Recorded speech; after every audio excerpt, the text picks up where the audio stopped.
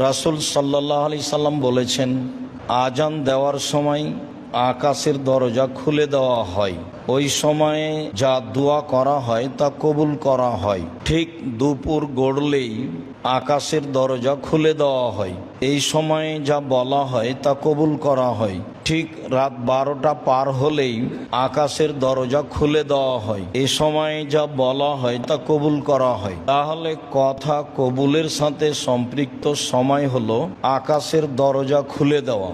আর আমরা একাধিক দিন অবগত হয়েছি যে রমজানের শুরু থেকে নিয়ে শেষ পর্যন্ত আকাশের দরজা খোলা থাকে। শুধু তাই নয়, জান্নাতের দরজা খোলা থাকে, যদিও কেউ এখন জান্নাতে যাবে না।